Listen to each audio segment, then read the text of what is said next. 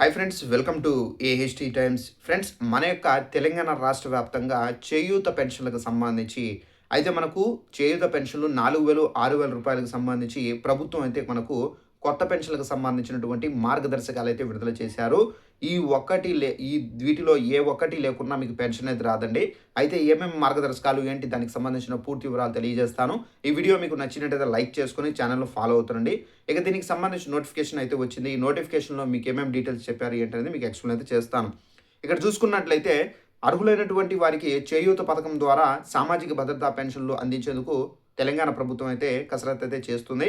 ఈ మేరకు తెలంగాణ ప్రభుత్వం కొత్త పెన్షన్లకు సంబంధించినటువంటి మార్గదర్శకాలతో అర్హులైనటువంటి లబ్ధిదారుల జాబితాలను త్వరగా రూపొందించి పంపించాలంటూ జిల్లా మండల స్థాయి అధికారులకు అయితే ఉత్తర్వులు అయితే జారీ చేశారు. సో దీంతో అధికారులు పెన్షన్లు అర్హులైనటువంటి ఒక జాబితాను సిద్ధం చేస్తున్నారు. పకడ్బందీగా లబ్ధిదారులు ఎంపిక చేసి చేయూత పథకం శ్రీకారం చుట్టాలని ప్రభుత్వం అయితే నిర్ణయించుకున్నారు. ఇక దరఖాస్తుల్లో చిగురుస్తున్నటువంటి ఆశలు. 5 ఏళ్లుగా వేలాది మంది వివిధ రకాల పెన్షన్ల కోసం పలుమార్లు అధికారులు దరఖాస్తు సమర్పించిన కార్యాలయాలు, అధికారులు, ప్రజా ప్రతినిధుల చుట్టూ ప్రదక్షిణలు చేస్తున్నారు. ఈ నేపథ్యంలో రాష్ట్ర ప్రభుత్వం తాజా మార్గదర్శకాలతో కొత్త పెన్షన్లను మనకు రాష్ట్ర ప్రభుత్వం అయితే మంజూరు చేసేందుకు ప్రతిపాదన అయితే త్వరగా అయితే పంపించాలని చెప్పేసి ఆదేశాలు అయితే జారీ చేశారు. సో ఈ ఆదేశాలు జారీ చేయడంతో మరోసారి దరఖాస్తుదారుల్లో ఆశలు అయితే చిగురిస్తున్నాయి. సో జూన్ 2 రాష్ట్ర ఆవిర్భావ దినోత్సవం సామాజిక భద్రతా పెన్షన్లను అందిస్తామని చెప్పేసి ప్రభుత్వం ప్రకటించింది. సో 3 నెలల పాటు అవుతున్నా కానీ కొత్త పెన్షన్లు మంజూరు చేయకపోవడంతో తీవ్ర నిరాశనైతే గురైతే అయ్యారు. ఇక అనర్హులు చనిపోయిన వారికి సంబంధించినటువంటి పెన్షన్లు తొలగించాలని చెప్పేసి కూడా ఇక్కడ ప్రభుత్వం అయితే చెబుతున్నారు. ఇప్పటి వరకు ఆసరా పథకం ద్వారా పెన్షన్లు పొందుతున్నటువంటి వారిలో అనర్హులు చనిపోయిన వారిని గుర్తించి జిల్లాల్లో దాదాపు 4,000 మందికి తొలగిస్తున్నట్లు తెలిసింది. రాష్ట్ర వ్యాప్తంగా ఇదే తరహాలో అనర్హులు చనిపోయిన వారి యొక్క వివరాలు అనేది పేర్లను తొలగించి ఈ స్థానంలో కొత్తగా చేయూత పథకం ద్వారా సామాజిక భద్రతా పెన్షన్లు పొందుతున్నటువంటి వారిని నియమించాలని చెప్పేసి చెబుతున్నారు.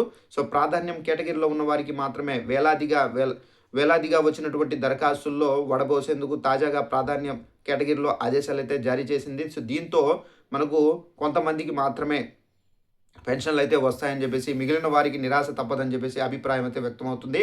ఇక గత బీఆర్ఎస్ ప్రభుత్వం 57 సంవత్సరాలు ఆపై వయసు కలిగినటువంటి వారికి వృద్ధాప్య పెన్షన్లు అర్హులుగా అయితే పేర్కొనగా 57 ఏళ్ల నిండిన వారంతా దరఖాస్తు చేసుకోవచ్చని చెప్పేసి పెన్షన్ల కోసం ఎదురు చూస్తున్నారు. సో వయసుతో నిమిత్తం లేకుండా వితంతు పెన్షన్లు మంజూరు చేయడంలో 40 పైబడిన ఎంతో మంది అర్హులైనటువంటి మహిళలు వితంతు పెన్షన్లకు సంబంధించి ఎదురు చూస్తున్నారు.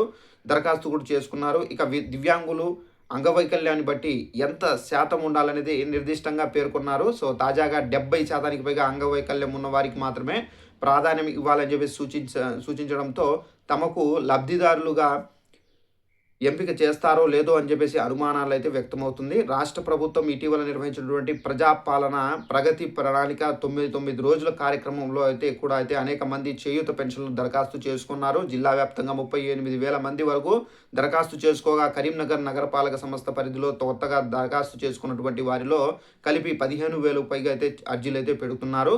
ఇక ప్రాధాన్య క్రమంలో లబ్ధిదారులను ఎంపిక అయితే చేయబోతున్నారు.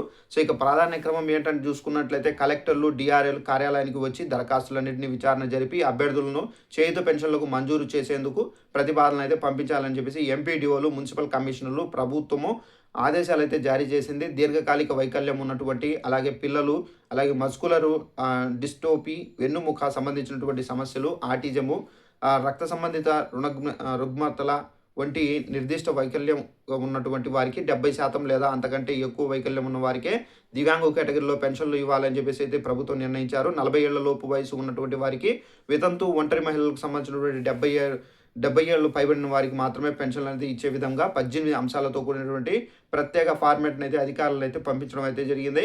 సో ఈ విధంగా మనకు రూల్స్ అనేది చాలా స్ట్రిక్ట్గా అయితే పెట్టేశారండి. సో 70 ఏళ్ళు నిండిన వారికి వృద్ధాప్య పెన్షన్ అనేది ఇస్తారు. అలాగే 40 ఏళ్ళు లోపు వారికి వితంతు పెన్షన్ అనేది మంజూరు చేస్తారు. అలాగే 15 ఆగస్టుకు ఇచ్చే అవకాశం అయితే ఉన్నట్టుగా కూడా ఇక్కడైతే చెబుతున్నారండి. సో ఇదండి ఇన్ఫర్మేషన్. ఈ వీడియో మీకు నచ్చినట్లయితే లైక్ చేసుకొని ఛానల్ ఫాలో అవుతారండి. ప్రతి చిన్న ఇన్ఫర్మేషన్ తెలంగాణ రాష్ట్రానికి సంబంధించి వచ్చిన వెంటనే తెలియజేస్తూ ఉంటాను. Thanks for watching this video. All the best.